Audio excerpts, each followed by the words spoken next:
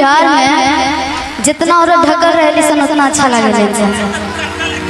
एक बार ब्लू साड़ी वाले इधर आ जाइए, इससे ओल्ड ऐसे ओल्ड जो माथे पे देखो जाइए ओढ़म तो अगर सुंदर लगे तो लोग खातिर हल्ला कर देंगे। ऐसे नहीं, ऐसे तो और अच्छी लगने लगे।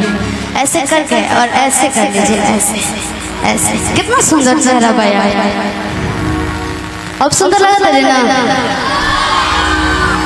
ऐसे मत करिए, ऐसे ऐसे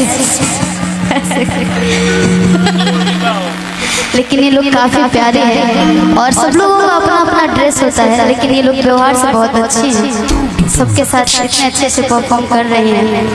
इनकरा के हम ऐसे गम छोड़े नहीं, कैसे कि मेरे को गाना गाए हमारे बड़ भैया गोलू भैया के गाना हो बहुत कम समय बाद हमने के यही में 2-3 लाइन गा ले के बाद यहाँ पे आप लेट जाइए, सो जाइए तो हाँ देखिए दुपट्टा हम देने वाले का अनकंफर्टेबल ना हो, अच्छा से हाँ हाँ है क्या बात है भैया धनंजय भैया, ये आपको कराना चाहिए था ना, इतने प्यार से ये लोग सोई हैं, क्या बात है।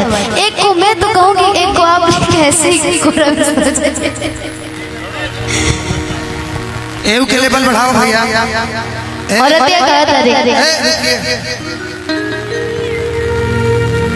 जानते रुके है के जगन्नाथ नहीं ये मेरी हेलो ये मेरी लेटेस्ट धनंजय वो भाभी है।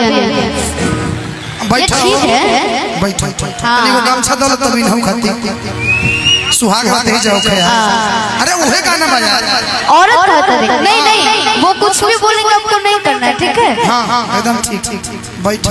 औरत कहता है ये राजा जी से नहीं कहा, ये अपना भगवान से कहता है और नहीं हो